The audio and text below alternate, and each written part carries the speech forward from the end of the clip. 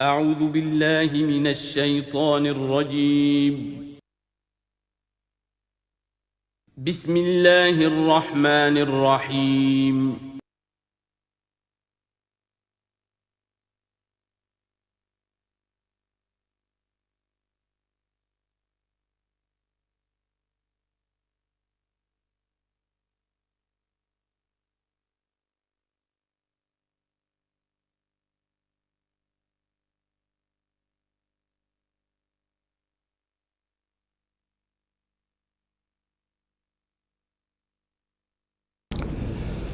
اعوذ باللہ من الشیطان الرجیم بسم اللہ الرحمن الرحیم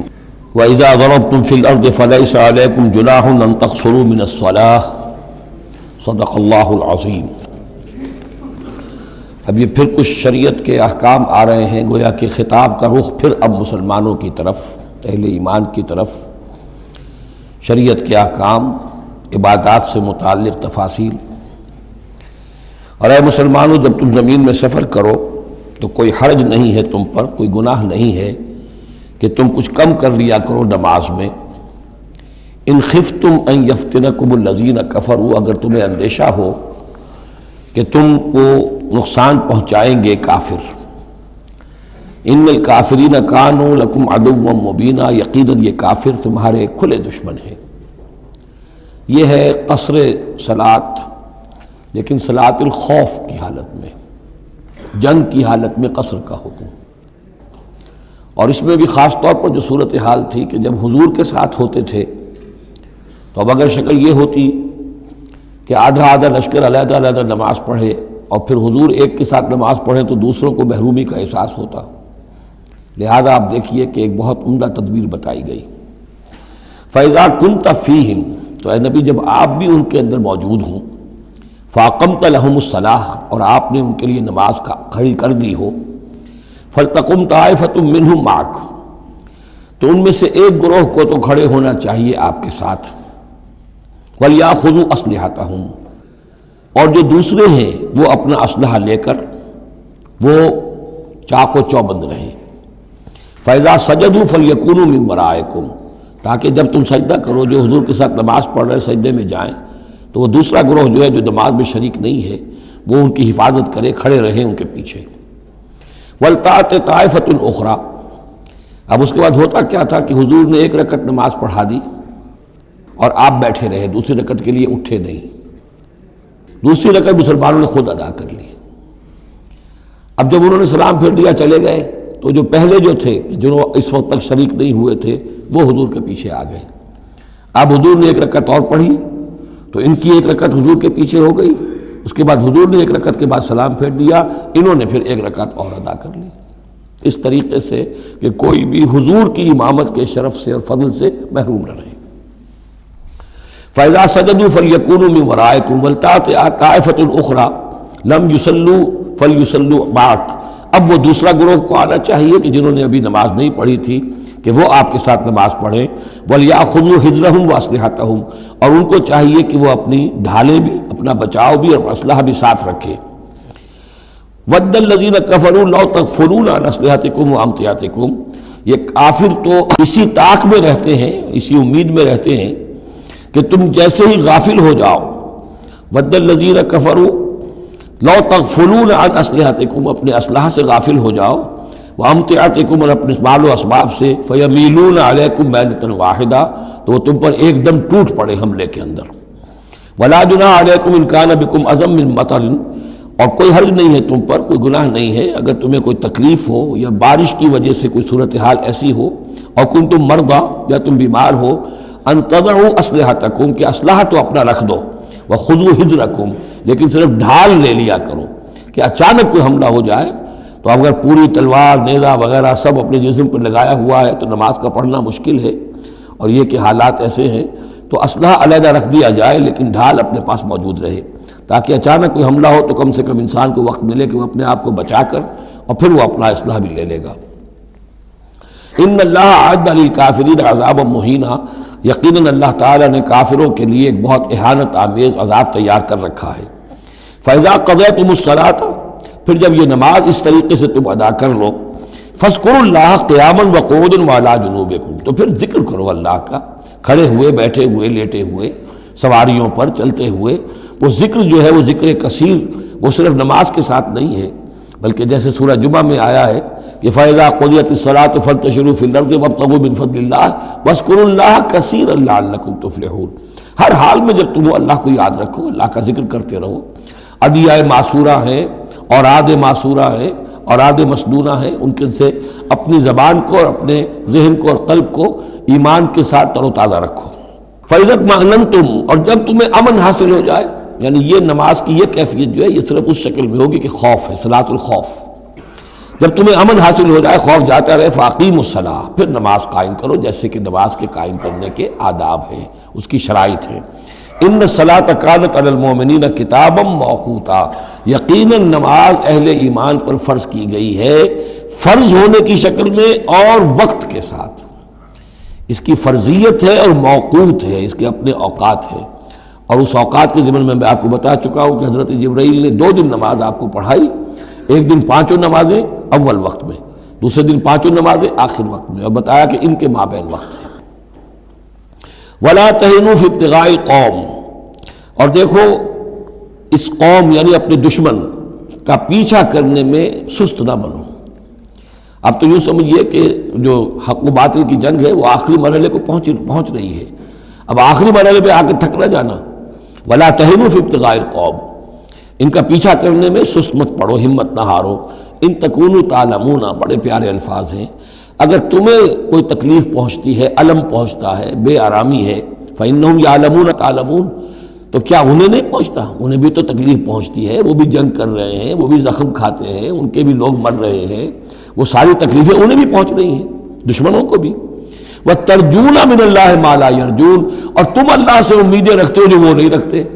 تمہیں تو جنت کی امید ہے، تمہیں اللہ سے مغفرت کی امید ہے، انہیں تو یہ بھی نہیں ہے، تو اس اعتبار سے تمہیں تو ان سے کہیں آگے بڑھ جانا چاہیے۔ جو آخری آیت تھی سورہ آل عمران کی کہ یا ایھا الذین آمنوا اصبروا وصابروا ورابطوا، ان سے تو بڑھ جانا چاہیے صبر کے اندر کہ تمہارا سہارا تو اللہ ہے، وما صبرک الا باللہ۔ ان کے تو یہ من گھڑت قسم کے دیویاں دیوتا، ان کے دل کے اندر ان کی حقیقت میں کوئی قدر و قیمت بھی نہیں ہے، پھر بھی وہ اپنے باطل معبودوں کے لیے اس طریقے سے جان جوکھوں میں ڈال رہے ہیں، تو مسلمانوں تمہیں تو اس سے 10 گنا کرنا چاہیے۔ وَلَا تَهِنُوا فِي ابْتِغَاءِ الْقَوْمِ إِن تَكُونُوا تَعْلَمُونَ فَإِنَّهُمْ يَعْلَمُونَ كَمَا تَعْلَمُونَ وَتَرْجُونَ مِنَ اللَّهِ مَا لَا يَرْجُونَ وَكَانَ اللَّهُ عَلِيمًا حَكِيمًا، اور یقیناً اللہ تعالیٰ علیم ہے اور حکیم ہے۔ اب یہ چند آیتیں آ گئیں اہل ایمان سے خطاب میں، اب پھر کچھ منافقوں کا معاملہ ایک آ رہا ہے۔ اِنَّا أَنزَلْنَا إِلَيْكَ الْكِتَابَ بِالْحَقِّ لِتَحْكُمَ بَيْنَ النَّاسِ بِمَا أَرَاكَ اللَّهُ، اے نبی ہم نے آپ پر کتاب نازل کی ہے حق کے ساتھ، تاکہ آپ لوگوں کے مابین فیصلہ کریں انصاف کے ساتھ، اور جو اللہ نے آپ کو دکھایا ہے، یعنی ایک تو کتاب دی ہے، قانون دیا ہے، ایک آپ کو بصیرت دی ہے، یہ اللہ تعالیٰ کی طرف سے بصیرت خاص۔ ظاہر بات ہے کہ ایک جج بیٹھا ہوا ہے اور جج کے پاس آپ نے کتاب ہے، فائل ہے، شہادتیں ہیں، گواہیاں ہیں، اب ایک اس کی اپنی ایک چھٹی حص بھی ہوتی ہے، اس کی اپنی جو ہے ایک ججمنٹ بھی ہوتی ہے جس کو کہ وہ بروئے کار لاتا ہے، تو اس کو اللہ کہتا ہے جیسا کہ ہم آپ کو دکھاتے ہیں اس کے مطابق فیصلہ کریں۔ وَلَا تَكُن لِلْخَائِنِينَ خَصِيمًا، اور خیانت کرنے والوں کی طرف سے آپ نہ جھگڑیں، یعنی ان کی طرف سے وکالت نہ فرمائیں کہ آپ کوئی اگر مسلمان ہے، کہنے کو مسلمان ہے خائن، تو اب اس کی طرفداری جو ہے آپ کو نہیں کرنی ہے۔ اس کا اصل میں ایک واقعہ ہو گیا تھا کہ ایک منافق مسلمان، اس نے کسی مسلمان کے گھر میں چوری کی، نقب لگائی، وہاں سے ایک آٹے کا تھیلا لے لیا، کچھ اسلحہ لے لیا، وہ اپنے گھر تک آیا تو وہ آٹے کی تھیلے کے اندر کہیں سوراخ تھا تو وہ آٹا گرتا گیا، تھوڑا تھوڑا وہ سارا راستہ جو ہے پتہ چل گیا کہ اس کے گھر تک سوراخ پہنچ گیا۔ پھر اسے کچھ خیال آیا کہ ممکن ہے مجھ پر شک ہو جائے، اسے پتہ نہیں تھا کہ یہ آٹا بھی میرا راز فاش کر رہا ہے، اس نے یہ کیا، اسی وقت جا کر یہودی کے ہاں امانت رکھوا دیا، یہ سامان میری امانت ہے تمہارے پاس، لیکن وہاں بھی وہ نشان جو ہے آٹے کا وہاں بھی پہنچ گیا۔ اب اگلے روز جب تلاش ہوئی اور وہ آٹا جو گرا ہوا تھا راستے میں، اس کو دیکھ کر کھوج لگاتے ہوئے لوگ پہلے اس کے مکان پر پہنچے، اس نے صاف انکار کر دیا، تلاشی لے لی، چیز نکلی نہیں۔ اب انہوں نے دیکھا تو وہ آگے جا رہے ہیں نشان، وہ وہاں پہنچ گئے، یہودی کے ہاں برآمد ہو گیا۔ یہودی نے کہا ٹھیک ہے، یہ مال ہے، یہ رات رکھے یہاں پر حفاظت کے لیے رکھ گیا تھا۔ اب یہاں پہ جھگڑا ہو گیا کہ اس کے جو قوم کے لوگ تھے، اس کے گھرانے کے لوگ، اس منافق مسلمان کے، ان کا نہیں یہ جھوٹ بولتا ہے، یہ یہودی چور ہے۔ اب وہ یہودی کا اور مسلمان جو منافق تھا اس کا مقدمہ تھا جو حضور کے سامنے آیا، اور پوری قوم، اس کا پورا گھرانہ جو ہے، وہ قبیلہ اس کا جو ہے وہ آ گیا شور مچاتے ہوئے اور قسمیں کھاتے ہوئے، ہمارا یہ آدمی تو بہت نیک ہے، اس پر خامخواہ یہ جھوٹا الزام لگ رہا ہے اور یہ ہے اور وہ ہے، یہاں تک کہ کچھ حضور کا دل بھی پسیجنے لگا اس شخص کے بارے میں۔ اس پر یہ آیت نازل ہوئی ہے، خیانت کرنے والے کی طرف سے آپ وکالت نہ کریں، اس کے سہارا نہ بنیں، اس کو مدد نہ پہنچائیں۔ وَلَا تَكُنْ لِلْخَائِنِينَ خَصِيمًا، اب خصیمہ بحث کرنے والا، للخائنین، علی الخائنین ہوتا تو خائنوں کے خلاف،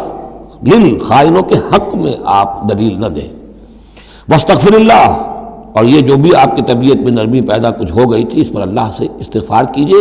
ان اللہ کان غفورا رحیما، یقیناً اللہ تعالیٰ بخشنے والا اور رحیم ہے۔ ولا تجادل عن الذین یختارون انفسهم، آپ مت جھگڑیے ان لوگوں کی طرف سے جنہوں نے کہ اپنے جانوں کے ساتھ خیانت کی ہے۔ اب ہم یہ امید لگائے بیٹھے حضور ہماری طرف سے شفاعت کریں گے، چاہے ہم نے بے ایمانیاں کی ہیں، حرام خوریاں کی ہیں، شریعت کی دجیاں بکھیری ہیں، تو حضور گویا کہ ہماری شفاعت کریں گے۔ یہاں فرمایا جائے وَلَا تُجَادِلْ عَنِ الَّذِينَ يَخْتَارُونَ أَنفُسَهُم، مت جھگڑیے آپ ان لوگوں کی طرف سے، ان کی طرف سے وکالت مت کیجیے۔ ان اللہ لا يحب من كان خوانا اثیما، اللہ تعالیٰ کو بالکل پسند نہیں ہے وہ لوگ کہ جو خوان ہوں، خیانت کرنے والے اور گناہ گار ہوں۔ یستخفون من الناس ولا یستخفون من اللہ، یہ لوگ شرماتے ہیں اور چھپتے ہیں لوگوں سے، اللہ سے نہیں چھپتے۔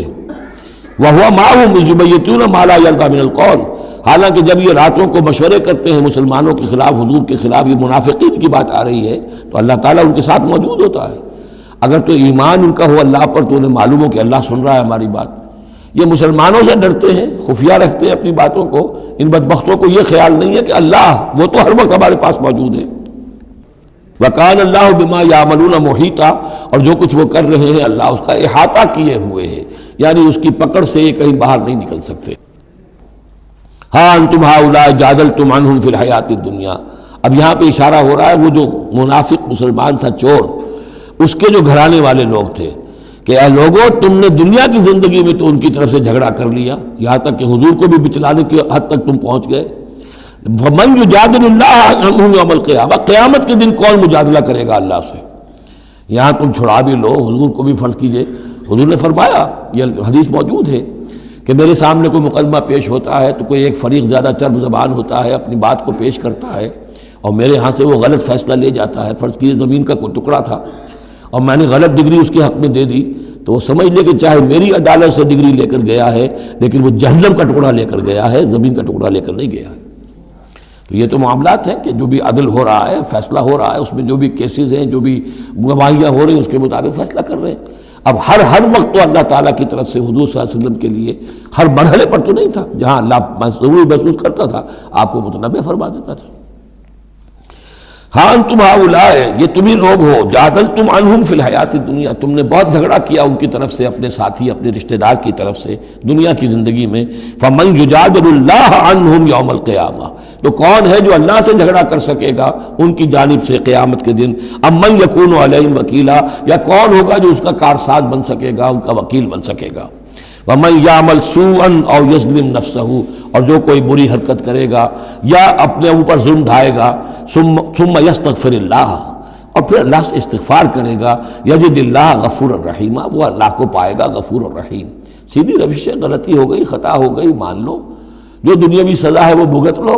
اللہ سے استغفار کرو، آخرت کی سزا سے چھٹکارا مل جائے۔ اب اس سے بھی آگے ہے معاملہ،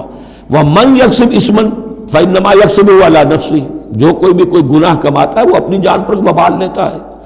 وَكَانَ اللَّهُ عَلِيمًا حَكِيمًا، اللہ تعالیٰ علیم اور حکیم ہے۔ وَمَن يَكْسِبْ خَطِيئَةً أَوْ إِثْمًا ثُمَّ يَرْمِ بِهِ بَرِيئًا،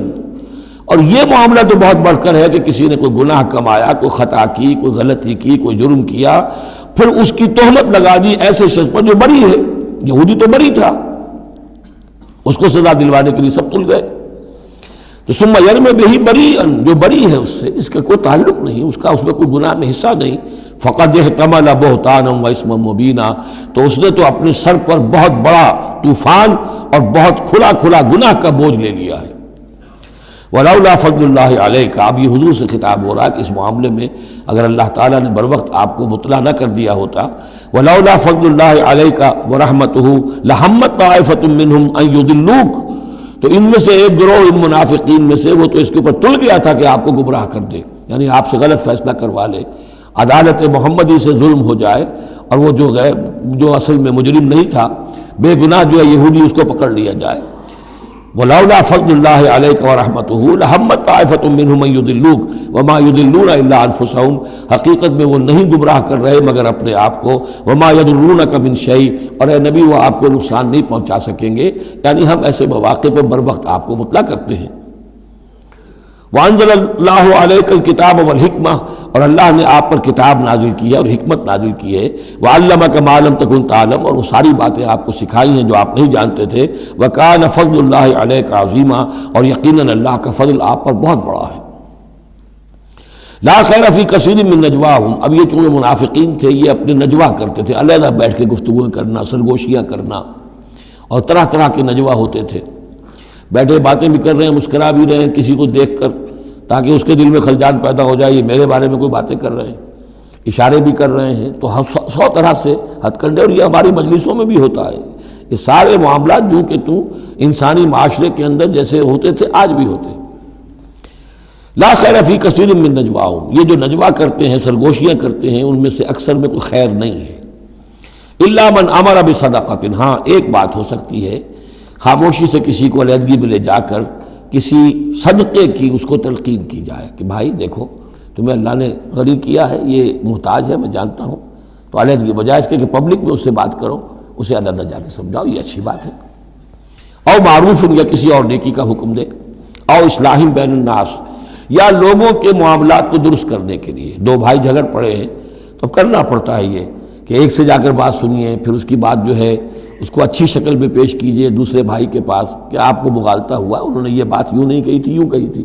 اس طریقے سے جو بھی کوئی ہو رہا ہو علیحدہ علیحدہ خفیہ گفتگو، تو اس میں کوئی حرج نہیں ہے۔ وَمَن يَفْعَلْ ذَلِكَ ابْتِغَاءَ مَرْضَاتِ اللَّهِ، جو شخص اس طرح کا نجوا کرے گا، اس طرح کی سرگوشی کرے گا اللہ تعالیٰ کی رضا جوئی کے لیے، فَسَوْفَ نُؤْتِيهِ أَجْرًا عَظِيمًا، ان کو تو ہم اللہ تعالیٰ جو ہے ہم دیں گے بہت بڑا اجر۔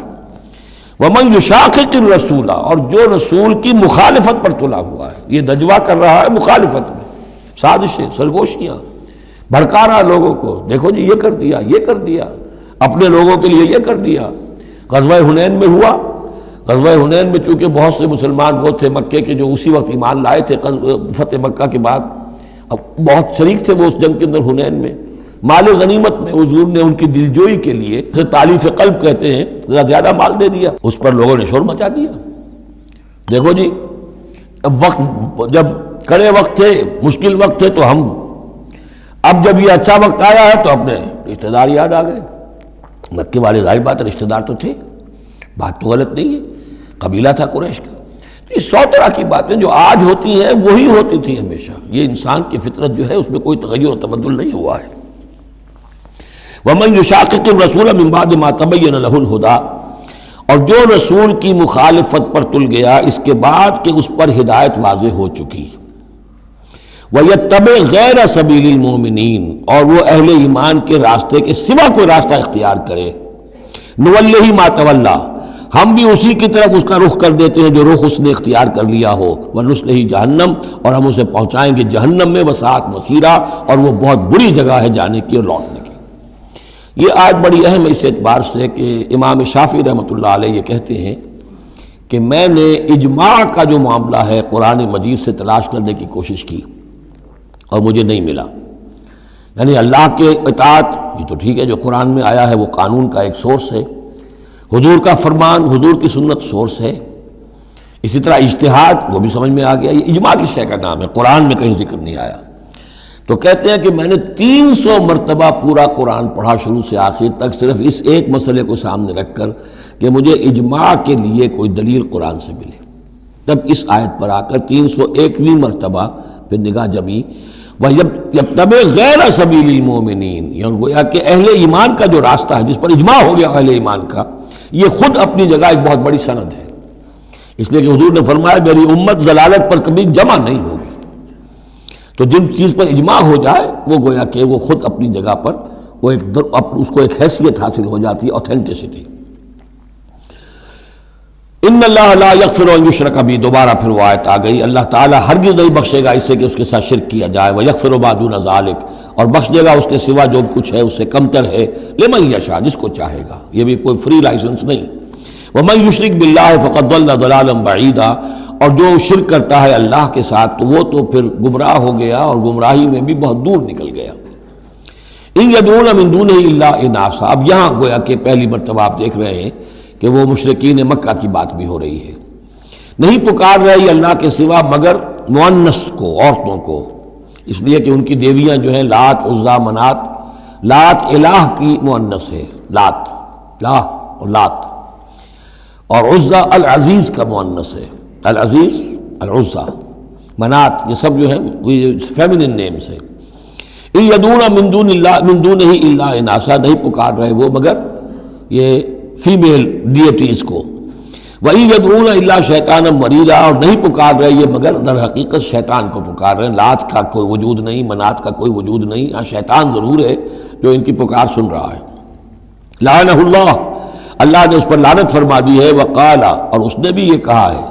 لَأَتَّخِذَنَّ مِنْ عِبَادِكَ نَصِيبًا مَفْرُوضًا، اے اللہ میں تیرے بندوں میں سے ایک تو مقرر حصہ تو لے کر ہی چھوڑوں گا، کچھ کو تو اپنے ساتھ جہنم میں پہنچاؤں گا، ہم تو ڈوبے ہیں صنم، ان کو بھی لے ڈوبیں گے، ان کو بھی ہم نے چھوڑنا نہیں ہے۔ لعنہ اللہ وقال لاتخذن من عبادک نصیبا مفروضا ولأضلنہم، میں تو لازماً ان کو بہکاؤں گا، ولأمنینہم، ان کے دلوں میں بڑی امیدوں کے چراغ روشن کروں گا، بڑے برائٹ کیریئرز ہیں، اس میں بڑی بڑی تمنائیں ہیں، آرزویں ہیں، لگے رہو اسی کام کے اندر، پھر امانیہ ہیں، اللہ بخشی دے گا، اللہ، ہم تو اللہ کے رسول کے امتی ہیں، ہمیں خوف کس بات کا ہے، ہم تو اللہ کے بیٹے ہیں، اس کے بڑے چہیتے ہیں، ہمیں کس کا خوف ہے۔ اور پھر یہ کہ امیدیں بڑی بڑی، طول عمل جس کو کہتے ہیں، دنیا کے لمبے لمبے منصوبے۔ وَلَأُضِلَّنَّهُمْ وَلَأُمَنِّيَنَّهُمْ وَلَآمُرَنَّهُمْ، اور میں انہیں حکم دوں گا، فَلَيُبَتِّكُنَّ آذَانَ الْأَنْعَامِ، پھر میرے حکم سے یہ چوپایوں کے کان چیر دیں گے۔ تو میں بتا چکا ہوں سورہ انعام میں یہ باتیں ساری آئیں گی، فلاں کے نام پر ایک اونٹ کو اس کے کان چیر کر جو ہے آزاد کر دیا، اب اسے کوئی چھیڑ نہیں سکتا، اس کا گوشت نہیں کھایا جا سکتا، اس پر سواری نہیں ہو سکتی، فلاں بت کے یا فلاں ڈیٹی کے نام پر اس کو جو ہے چھوڑ دیا گیا ہے۔ وَلَآمُرَنَّهُمْ، اور میں پھر انہیں حکم دوں گا، فَلَا يُغَيِّرُنَّ خَلْقَ اللَّهِ، وہ اللہ کے خلق میں تبدیلی کریں گے۔ اب جو کچھ آپ دیکھ رہے ہیں کہ مردوں میں عورتوں کے سے انداز، عورتوں میں مردوں کے سے انداز اختیار کرنا، یہ سارا جو کچھ ہو رہا ہے اور اب جو ہو رہا ہے وہ تو یہ سمجھیے جینیٹکس جو ہے، اور اس میں اللہ کی تخلیق میں اب انسان اس جگہ پہنچ گیا ہے کہ وہ اپنا اختیار استعمال کر رہا ہے۔ اللہ کی تخلیق، اس کی اسپیشیز بنائی ہوئی، اس کی جینز، اب انسان جو ہے اس کے ذریعے سے وہ سارا معاملہ جو آج پہنچا ہوا ہے بڑے ایک عجیب حد تک پہنچ گیا ہے کہ اللہ کی بنائی ہوئی چیزوں کے اندر تغیر و تبدل کیا جائے۔ وَمَنْ يَتَّخِذِ الشَّيْطَانَ وَلِيًّا مِّن دُونِ اللَّهِ فَقَدْ خَسِرَ خُسْرَانًا مُبِينًا، اور جس شخص نے بھی اللہ کو چھوڑ کر شیطان کو اپنا ولی بنا لیا، فَقَدْ خَسِرَ خُسْرَانًا مُبِينًا، تو وہ تو بہت کھلے خسارے میں اور تباہی میں مبتلا ہو گیا۔ یعدہم ویمنیہم، وہ ان سے وعدے بھی کرتا ہے، انہیں امیدیں بھی دلاتا ہے، شیطان جس کو ہم کہتے ہیں سبز باغ دکھاتا ہے۔ وما یعدہم الشیطان الا غرورا، اور نہیں وعدہ کرتا ان سے شیطان مگر دھوکے کا، وہ اپنے کسی وعدے کو پورا نہیں کر سکتا۔ اولئک مأواہم جہنم، یہ وہ لوگ ہیں کہ جن کا ٹھکانہ جہنم ہے، ولا یجدون عنہا محیصا، اور پھر وہ وہاں سے فرار کی کوئی جگہ نہیں پائیں گے، وہاں سے بھاگنے کا کوئی راستہ نہیں پائیں گے۔ والذین آمنوا، وہی سائملٹینیس کنٹراسٹ، اب دوسری طرف اہل ایمان کی شان کیا ہوگی؟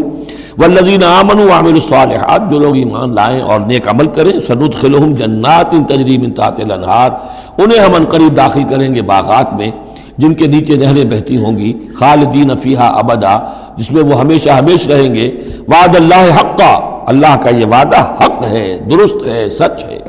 ومن اصدق من اللہ قیلا، اور اللہ سے بڑھ کر کس کی بات سچی اور زیادہ ہو سکتی ہے؟ کون ہو سکتا ہے اپنے قول میں زیادہ سچا اللہ سے؟ لیس بامانیکم ولا امانی اہل الکتاب، اب یہاں پھر رخ پڑ رہا ہے مسلمانوں کی طرف۔ اے مسلمانوں، نہ تمہاری خواہشات پر کوئی شے موقوف ہے، نہ اہل کتاب کی خواہشات پر۔ تب بھی آ گئی کہ تمہارے اندر بھی یہ خواہشات پیدا ہو جائیں گی، وشفل تھنکنگ پیدا ہو جائیں گی، شفاعت کے دھوکے پر تم حرام خوریاں کرو گے، سب کچھ کرو گے، وہی جو کچھ انہوں نے کیا تم بھی کرو گے۔ لیکن جان لو کہ اللہ کا قانون جو ہے غیر متبدل ہے، وہ بدلے گا نہیں۔ لیسا بامانیکم، نہ تمہاری خواہشات سے، وشفل تھنکنگ سے، تمہاری امانی سے، تمہاری تمناؤں سے کچھ ہوگا، ولا امانی اہل کتاب، نہ اہل کتاب کی امانی سے۔ من یعمل سوءا یجز بہ، جو کوئی برا کام کرے گا اس کی جزا اسے مل کر رہے گی۔ بہت سخت الفاظ ہیں یہ، اگرچہ اس میں نرمی کا پہلو ہے، اس لیے کہ بعض اوقات بدی کی جگہ پر نیکی جو ہے وہ اس کو اثر کو دھو دے گی، لیکن اکاؤنٹ فار تو ہو گیا نا، مطلب یہ اکاؤنٹ فار ہو کر رہے گی عرش۔ اب یہ ہے کہ کسی کی نیکی نے اس کی بدی کو چھپا لیا، کسی نے غلطی کی تھی، اس نے توبہ کی صدق دل کے ساتھ، وہ اس کی بدی جاتی رہی، لیکن اکاؤنٹ فار ہوگا معاملہ۔ توبہ کو دیکھا جائے گا، توبہ سچی تھی، واقعی اس نے اس حرکت کو پھر چھوڑ دیا تھا کہ نہیں، یا یہ صرف یہ کہ زبان سے گردان ہو رہی تھی استغفر اللہ ربی من کل ذنب واتوب الیہ، اور سارا وہ گناہ جو ہے اور حرام خوری جو کہ تم جاری تھی، تو وہ توبہ نہیں ہے۔ من یعمل سوءا یجز بہ ولا یجد له من دون اللہ ولیا ولا نصیرا، اور نہیں پائے گا وہ اللہ کے سوا نہ کوئی حمایتی، بلکہ یہاں ترجمہ ہوگا اللہ کے مقابلے میں نہ کوئی حمایتی پائے گا نہ کوئی مددگار۔ ومن یعمل من الصالحات من ذکر او انثی، اور جو کوئی عمل کرے گا نیکیوں کا، خواہ وہ مذکر ہو خواہ مؤنث ہو، مرد ہو یا عورت ہو، وہو مومن، ہو مومن صاحب ایمان، فاولئک یدخلون الجنۃ ولا یظلمون نقیرا، تو یہ وہ لوگ ہیں کہ جو جنت میں داخل ہوں گے اور ان کی کوئی حق تلفی تل کے برابر بھی نہیں کی جائے گی۔ ومن احسن دینا ممن اسلم وجهہ للہ وهو محسن، اس سے بہتر دین کس کا ہوگا جس نے نمبر 1 اپنا چہرہ، اپنا سر اللہ کے سامنے جھکا دیا، اسلم، اسلام آ گیا، وہو محسن، اور یہ احسان،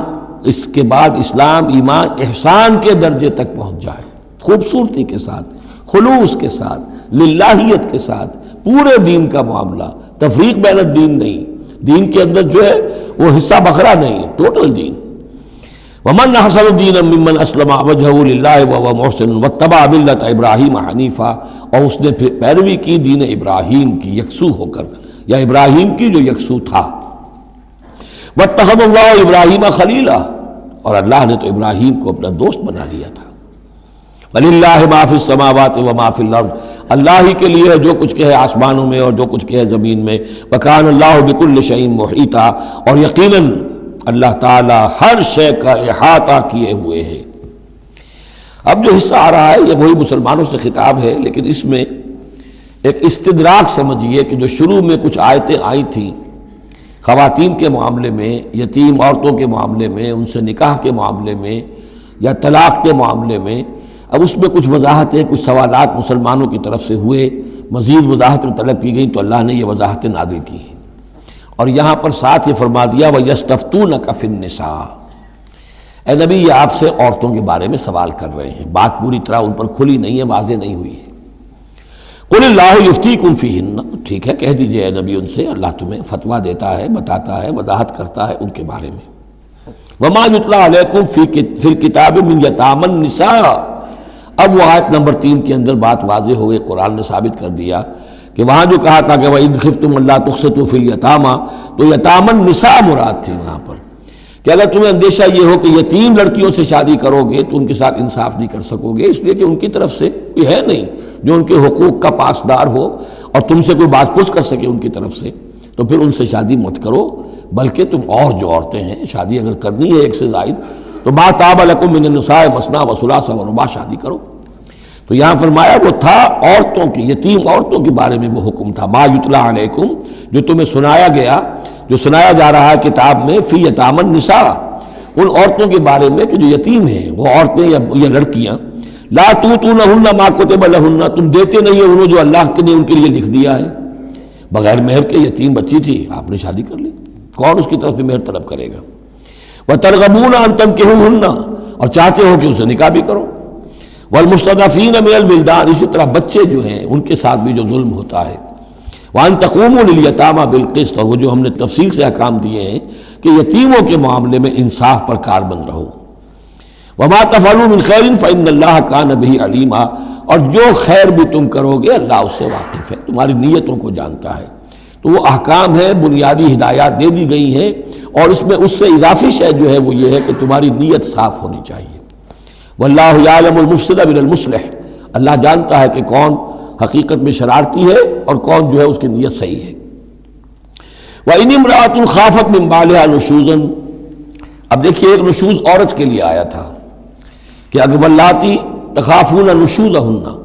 وہ عورتیں، وہ بیویاں کہ جو سرکشی کر رہی ہیں، حکم نہیں مان رہی ہیں، تابع داری نہیں کر رہی ہیں، زدہ پر اڑی ہوئی ہیں، ان کے بارے میں تو آ چکا تھا شروع میں۔ اب یہاں عورتوں پر بھی تو ہو سکتا ہے کہ مرد ظلم کر رہا ہے، مرد جو ہے وہ ان کا حقوق ادا نہیں کر رہا ہے، شوہر جو ہے وہ اپنی قوامیت جو ہے اس کو غلط طریقے پہ استعمال کر رہا ہے، روب ڈالتا ہے، دھونس دیتا ہے، یا اور بری طریقے سے ستاتا ہے، تنگ کرتا ہے، تنگ کر کے وہ مہر معاف کرواتا ہے، یا کچھ اور، اگر ذرا اس کے والدین اچھے کھاتے پیتے ہیں تو لاؤ اپنے والدین کے گھر سے۔ یہ ساری گندگیاں جو ہمارے معاشرے میں ہوتی ہیں، اور عورتیں بیچاری اس میں پستی ہیں، وہ جو چکی کے دو پارٹوں کے مابین۔ وَإِنِ امْرَأَةٌ خَافَتْ مِنْ بَعْلِهَا نُشُوزًا، اور اگر کسی عورت کو اپنے شوہر سے اندیشہ ہو جائے کہ وہ زیادتی کرے گا، وہ زیادتی کر رہا ہے اور وہ اس کے حقوق ادا نہیں کر رہا، او اعراضاً، یا اب وہ اس کی طرف میلان ہی نہیں رکھتا، اب وہ گویا کہ بیوی ہے ہی نہیں، اس کی طرف کوئی میلان نہیں، کوئی نئی شادی رچائی ہے اور سارا جو ہے توجہ جو ہے وہ اب نئی نویلی دلہن کی طرف ہے، اور اعراضاً جی بھر گیا، توجہ ہٹ گئی، فلا جناح علیہما، تو ان دونوں پر کوئی الزام نہیں ہوگا، ان یصلحا بینہما صلحا، کہ وہ آپس میں بیٹھ کر صلح کر لیں۔ صلح سے مراد یہاں پر اپنا معاملہ طے کر کے اور عورت خلا کر لے، بس صلح و خیر۔ لیکن خلا کرنے میں جیسا کہ ہم پڑھ چکے ہیں، عورت کو مہر چھوڑنا پڑے گا، لیا تھا تو کچھ واپس کرنا پڑے گا۔ والصلح خیر، صلح اچھی ہے۔ وأحضرت الانفس الشح، البتہ جو انسانی نفس ہے اسے لالچ جو ہے اس پر مسلط رہتا ہے، مرد چاہے گا میرا پورا مہر واپس کرو، عورت چاہے گی کہ مجھے کچھ بھی واپس نہ کرنا پڑے۔ وَإِن تُحْسِنُوا، یہ آ چکا ہے سورہ بقرہ کے اندر، یہ مضامین آ چکے ہیں۔ وَإِن تُحْسِنُوا، اگر تم نیکی کرو، تم مرد ہو، تم مردانگی کا ثبوت دو، اس معاملے کے اندر نرمی کرو، ان کا حق جو ہے زیادہ رکھو۔ وَتَتَّقُوا فَإِنَّ اللَّهَ كَانَ بِمَا تَعْمَلُونَ خَبِيرًا، اور تم تقویٰ کی روش اختیار کرو تو جان لو کہ اللہ تعالیٰ تمہارے تمام اعمال سے باخبر ہے۔ وَلَن تَسْتَطِيعُوا أَن تَعْدِلُوا بَيْنَ النِّسَاءِ، اچھا وہاں یہ آیت بھی آئی تھی کہ وَإِنْ خِفْتُمْ أَلَّا تَعْدِلُوا فَوَاحِدَةً،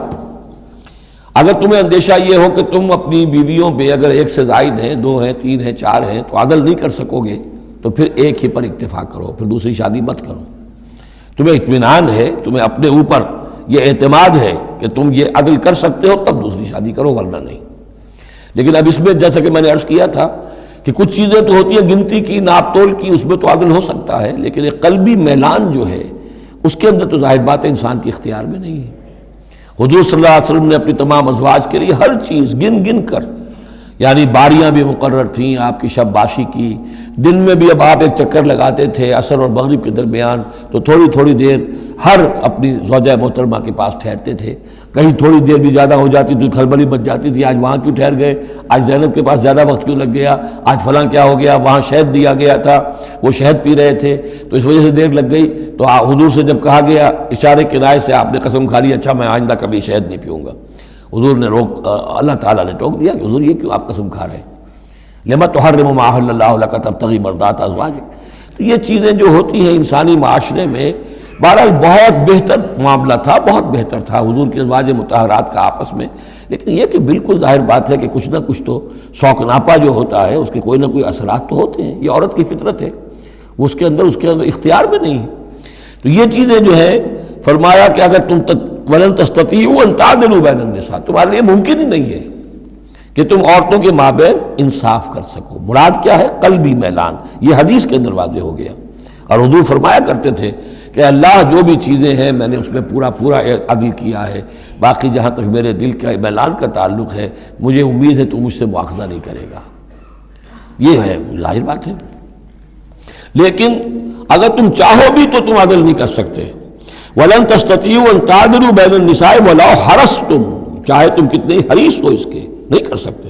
فَلَا تَمِيلُوا كُلَّ الْمَيْلِ، تو ایسا نہ ہو کہ ایک کی طرف پورے کے پورے جھک جاؤ،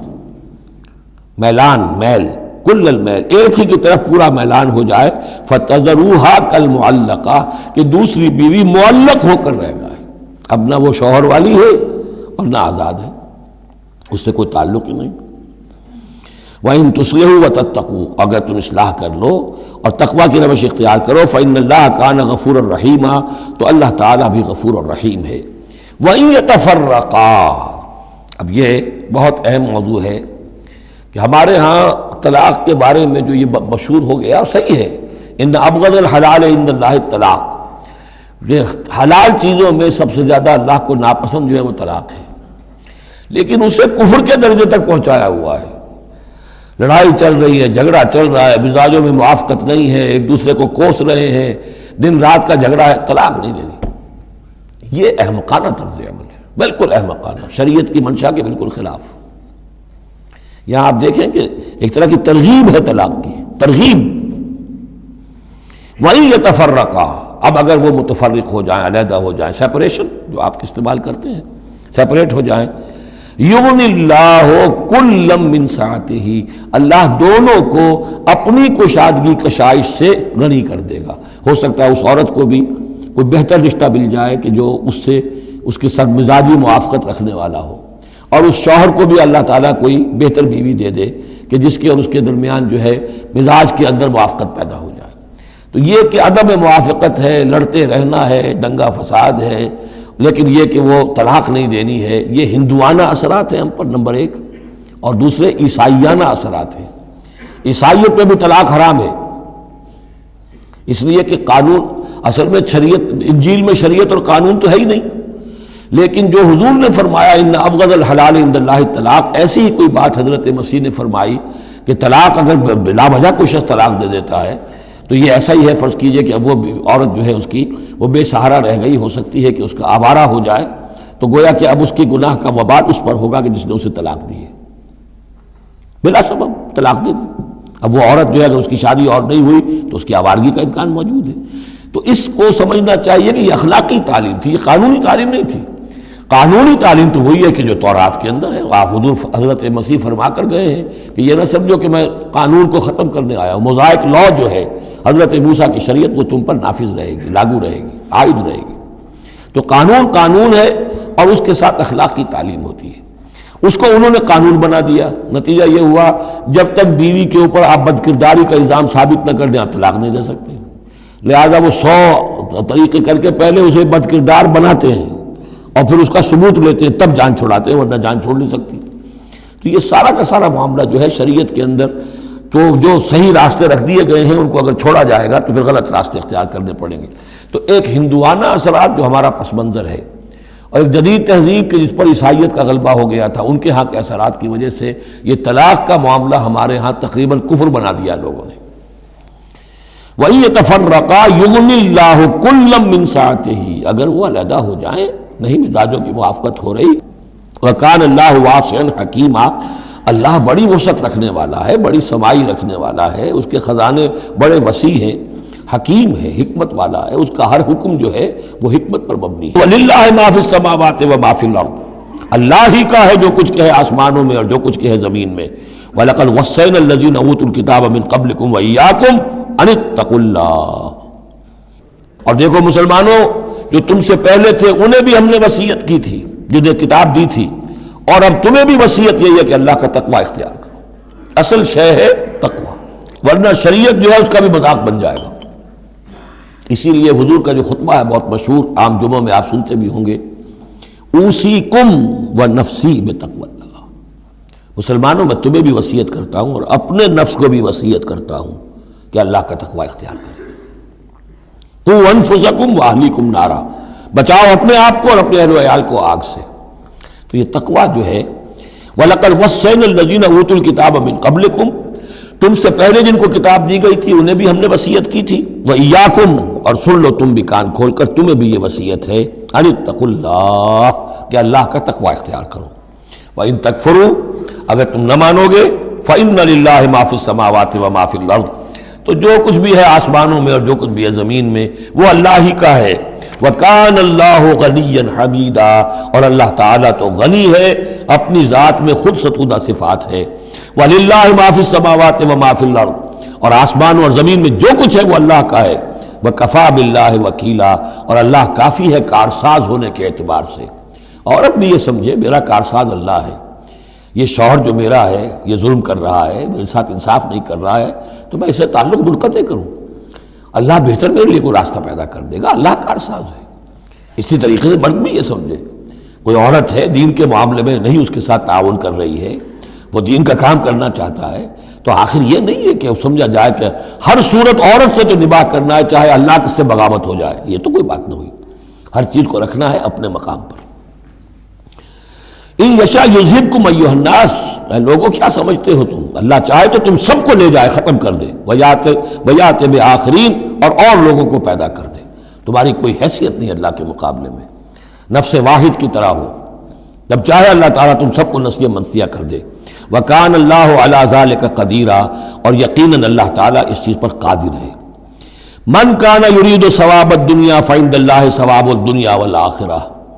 جو کوئی بھی دنیا کا ثواب چاہتا ہے، ساری بھاگ دوڑ محنت دن رات کی کوشش دنیا کمانے میں، اور پیسہ اور دولت اور جائیداد اور ترقی، عہدوں میں ترقی، اور اپنی اور زندگی کے اور ان چیزوں کے اندر لگے ہوئے ہیں سارے دن ساری رات، عند اللہ ثواب الدنیا والآخرہ، اللہ کے پاس تو ثواب دنیا کا بھی آخرت کا بھی ہے۔ تو ہی ناداں چند کلیوں پر قناعت کر گیا، ورنہ گلشن میں علاج تنگی دوراں بھی تھا۔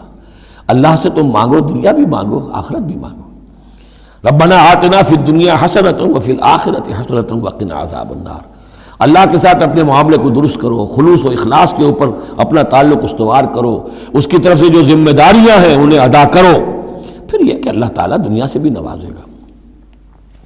من کان یرید ثواب الدنیا فعند اللہ ثواب الدنیا والآخرہ وکان اللہ سمیعا بصیرا، اور اللہ تعالیٰ سب کچھ سننے والا اور دیکھنے والا ہے۔ اب جو آیت آ رہی ہے وہ پھر عظیم ترین آیات میں سے قرآن مجید کی، یا ایھا الذین آمنوا کونوا قوامین بالقسط شہداء للہ ولو علی انفسکم او الوالدین والاقربین ان یکن غنیا و فقیرا فاللہ اولی بہما فلا تتبعوا الہوی ان تعدلوا وان تلووا او تعرضوا فان اللہ کان بما تعملون خبیرا۔ اے اہل ایمان کھڑے ہو جاؤ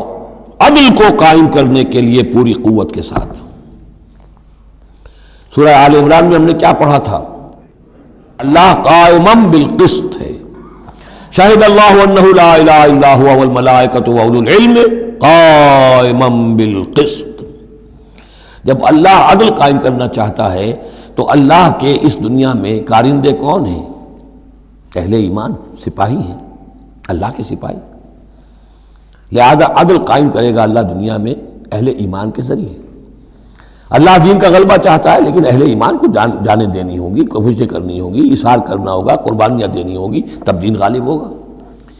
لیکن یہ اندازہ کیجئے کہ کس قدر اہمیت ہے عدل و قسط، یہ جو سوشل جسٹس کا معاملہ ہے،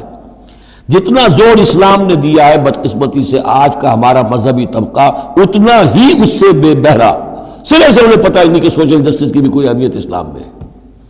قانون کی اہمیت ہے، تعزیرات کی اہمیت ہے، چور کا ہاتھ کاٹو اس کی اہمیت تو معلوم ہے،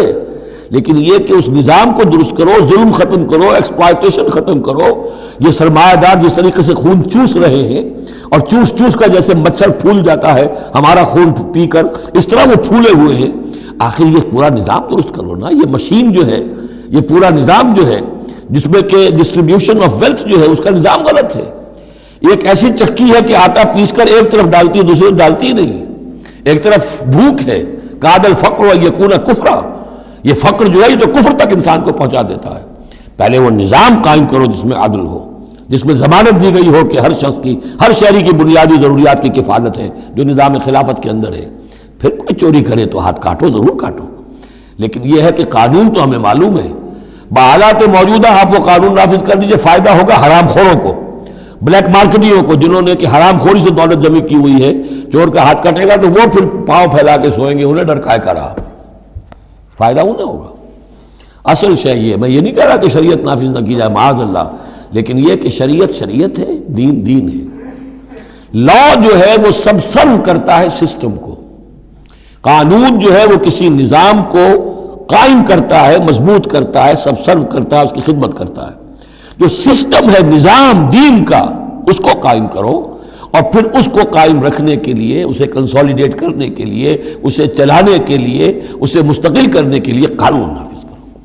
یہ ہے جو کہ اصول ہے۔ یا ایھا الذین آمنوا کونوا قوامین بالقسط شہداء للہ، یہی مضمون سورہ مائدہ میں بھی آ جائے گا، کل ہم پڑھیں گے انشاءاللہ۔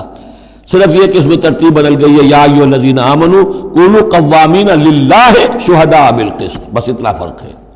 لیکن اس میں اشارہ ہو گیا کہ اللہ اور قسط گویا کہ مترادف الفاظ ہیں۔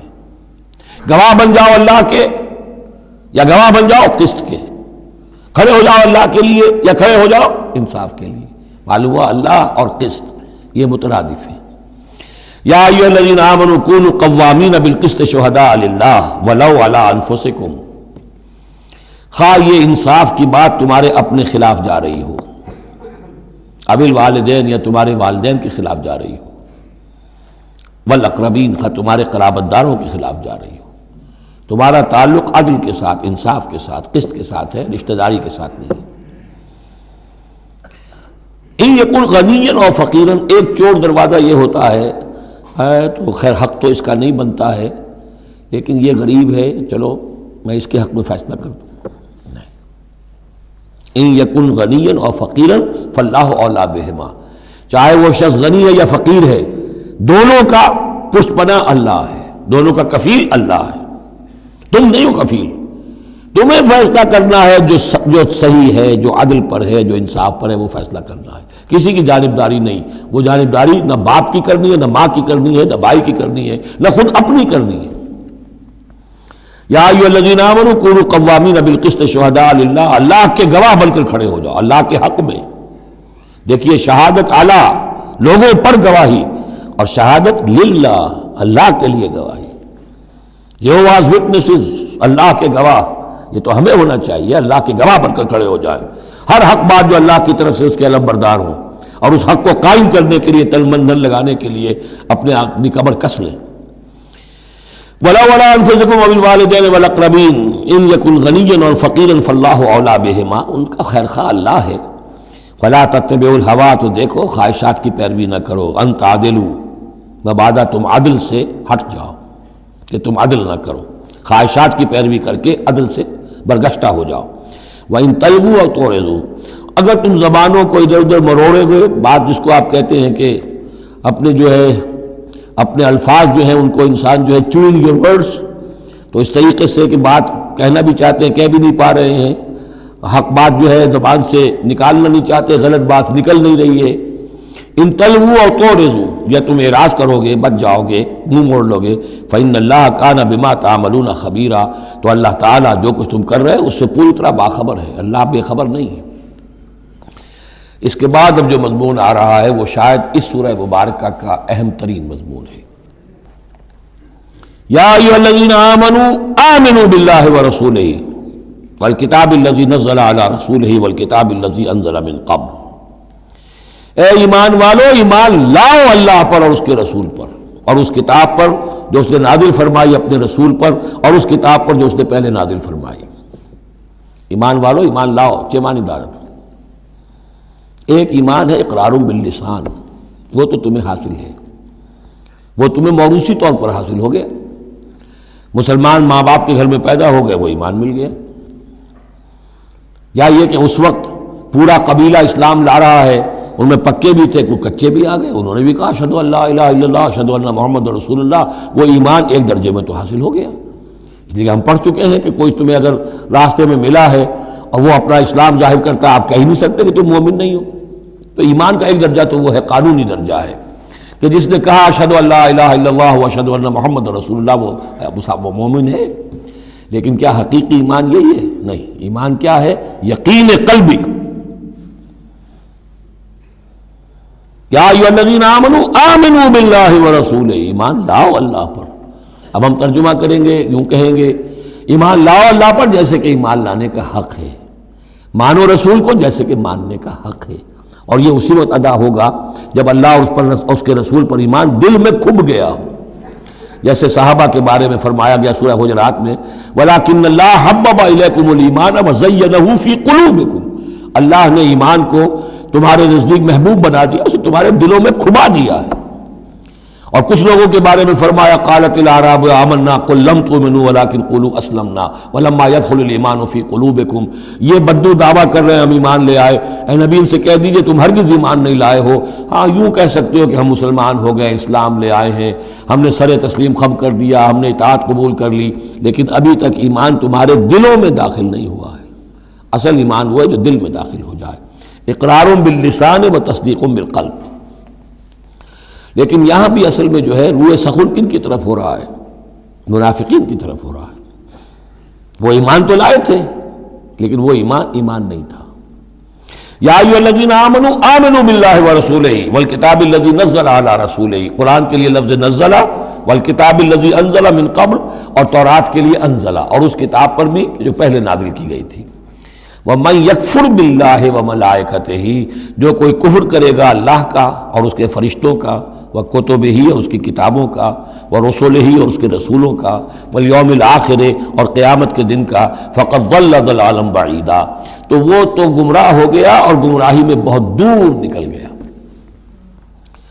یہ آیتیں سب کی سب بہت ہی اہم ہیں اور بڑی گہری ہیں۔ ان الذین آمنوا ثم کفروا ثم آمنوا ثم کفروا ثم ازدادوا کفرا لم یکن اللہ لیغفر لهم ولا لیہدیہم سبیلا بشر المنافقین بان لهم عذابا الیما۔ دیکھیے یہ منافقت کا معاملہ کیا تھا؟ یہ ایسا نہیں تھا کہ ایک ہی دن میں آدمی منافق ہو گیا۔ ایک تو تھے وہ جو شعوری منافق تھے،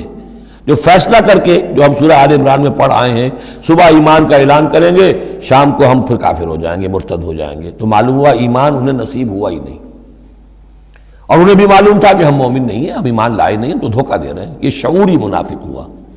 غیر شعوری منافق کون سے ہوتے تھے؟ کہ جو آئے تو تھے، کوئی دل میں دھوکہ دینے کی نیت نہیں تھی، انہیں اندازہ نہیں تھا کہ یہ، وہ سمجھتے تھے پھولوں کی سیج ہے، نکلا وہ کانٹوں بھرا بستر۔ اب انہیں قدم قدم پہ رکاوٹ ہے، وہ ارادہ، وہ پختگی نہیں ہے، ایمان کی وہ گہرائی نہیں ہے کہ ہر کے بعد آباد جو ہو سو ہو۔ ان کا کیا ہوتا ہے، کچھ دو قدم چلے، کچھ پیچھے ہٹ گئے، کچھ چھٹک گئے، کچھ چلے، کچھ ہمت کی، کچھ رک گئے۔ نتیجہ یہ ہوتا ہے کہ اب لوگ ان کے ڈانٹ ڈپٹ کرتے، تم کیا کرتے ہو؟ تو اب انہوں نے کیا کیا، جھوٹے بہانے بنانے شروع کیے،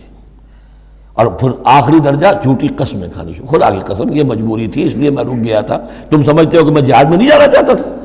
تم ایسا گمان تو نہ کرو، مجھے یہ مجبوری ہو گئی تھی، میری بیوی مر رہی تھی، میں کیسے جا سکتا تھا، وغیرہ وغیرہ، جھوٹی قسمیں۔ تو یہ جو ہے معاملہ ایمان اور کفر کا، یہ یوں چلتا رہتا ہے۔ اگرچہ اوپر جو ہے وہ پردہ تو ایمان کا ہے، کافر تو وہ ہوا ہی نہیں، اسلام لے آیا تھا، مومن ہے، اور وہ ارتداد کا اس نے اعلان نہیں کیا، لیکن ابھی ایمان کی طرف آیا، پھر کفر کی طرف گیا، پھر ایمان کی طرف آیا، پھر کفر کی طرف گیا۔ یہ مذبذبین بین ذالک، اوسیلیشن جو ہے یہ ہوتی رہتی ہے۔ اور اس کی بہترین مثال کیا ہے، کبھی اگر کسی کو آپ نے دریا میں، کسی تالاب میں ڈوبتے دیکھا ہو، نیچے گیا پھر آیا ذرا اوپر، پھر گیا پھر آیا، پھر گیا تو گیا، بالکل وہ نقشہ ہے جو یہاں ہے۔ ان الذین آمنوا ثم کفروا، یہاں کفر سے مراد نفاق ہے، کفر قانونی نہیں، کفر حقیقی، کفر معنوی، کفر باطنی، اندر ہی اندر ہو رہا ہے سب کچھ جو ہو رہا ہے۔ انہوں نے انکار اور اعلان کیا ہی نہیں ہے، اسلام سے انکار نہیں کیا، کفر کا اعلان نہیں کیا، یہ اندر ہو رہا ہے اس کی شخصیت کے باطن میں۔ ان الذین آمنوا ثم کفروا ثم آمنوا ثم کفروا، ایمان لائے پھر کفر کیا، پھر ایمان لائے پھر کفر کیا، ثم ازدادوا کفرا، پھر کفر میں بڑھتے چلے گئے۔ لم یکن اللہ لیغفر لہم، اللہ تعالیٰ ایسے لوگوں کو مغفرت کرنے والا نہیں ہے، ایسے لوگوں کی مغفرت کرنے والا نہیں، ولا لیہدیہم سبیلا، اور نہ ایسے لوگوں کو وہ راستہ دکھائے گا۔ اگلی آیت میں کھول دیا کہ یہ کن کا تذکرہ ہے، بشر المنافقین بان لہم عذابا علیما، اے نبی ان منافقوں کو بشارت دے دیجئے کہ ان کے لیے دردناک عذاب۔ یہاں تو آنا ہے تو یکسو ہو کے آؤ، ریزرویشن رکھ کر مت آؤ۔ وَلَنَبْلُوَنَّكُمْ بِشَيْءٍ مِّنَ الْخَوْفِ وَالْجُوعِ وَنَقْصٍ مِّنَ الْأَمْوَالِ وَالْأَنفُسِ وَالثَّمَرَاتِ، کان کھول کر آؤ۔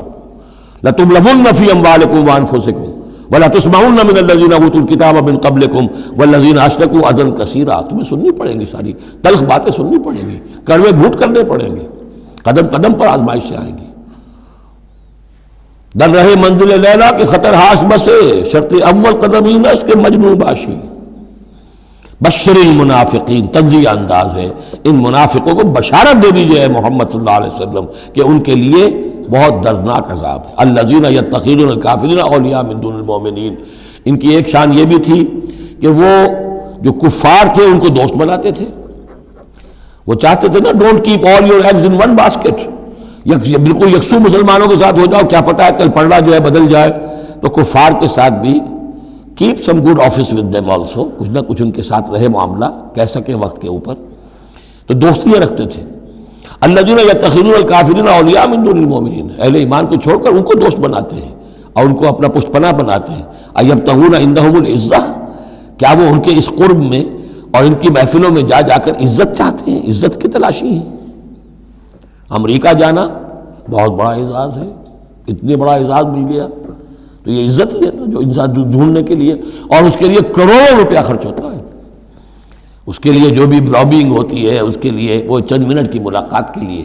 وہ بھی، اور کچھ اس سے حاصل ہو نہ ہو، باقی جو پالیسیاں ان کی چلتی رہتی ہیں وہ تو جو بھی ان کا CIA کر رہا ہے یا کوئی اور پینٹاگون کر رہا ہے وہ تو بیٹھا ہوا ہے ایک فگر ہیڈ، اس کے سوا کچھ بھی نہیں۔ الذین یتخذون الکافرین اولیاء من دون المؤمنین یبتغون عندہم العزہ فإن العزۃ للہ جمیعا، عزت کل کی کل اللہ کے اختیار میں ہے۔ کہاں عزت ڈھونڈ رہے ہو؟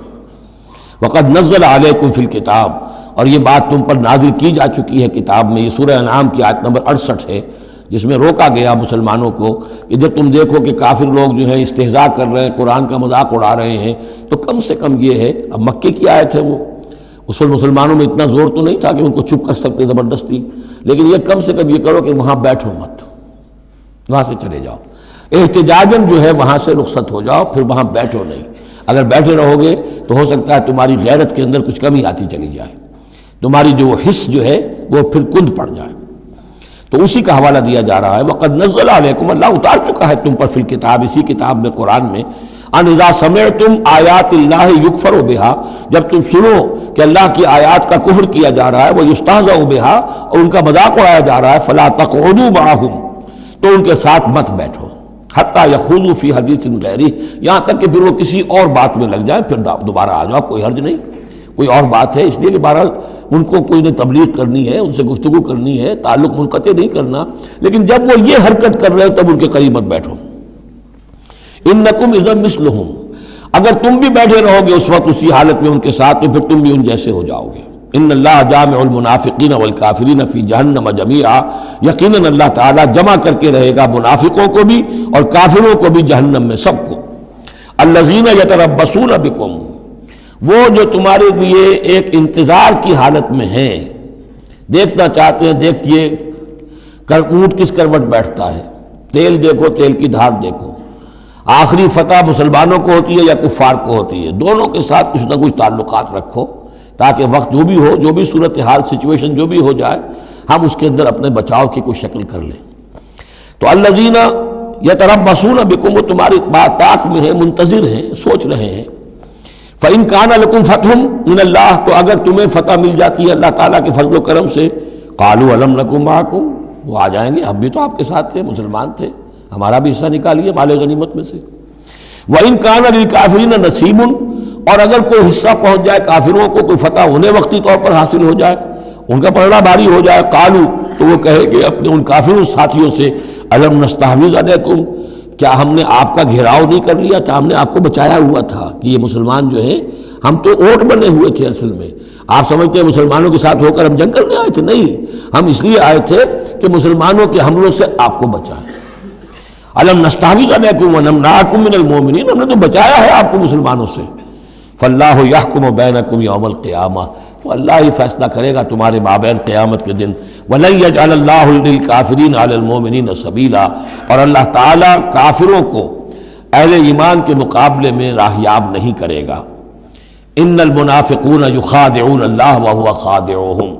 یہ منافق اللہ کو دھوکہ دینے کی کوشش کر رہے ہیں اور اللہ انہیں دھوکہ دے رہا ہے۔ وَإِذَا قَامُوا إِلَى الصَّلَاةِ قَامُوا كُسَالَىٰ، جب نماز کے لیے بھی کھڑے ہوتے ہیں تو کسل بندی کے ساتھ کھڑے ہوتے ہیں، طبیعت میں بشاشت نہیں ہوتی. یراؤون الناس، لوگوں کو دکھاوے کے لیے. ولا یذکرون اللہ الا قلیلا، اور نہیں ذکر کرتے حقیقت میں اللہ کا مگر بہت کم. بارک اللہ لی ولکم فی القرآن العظیم ونفعنی وإیاکم بالآیات والذکر الحکیم.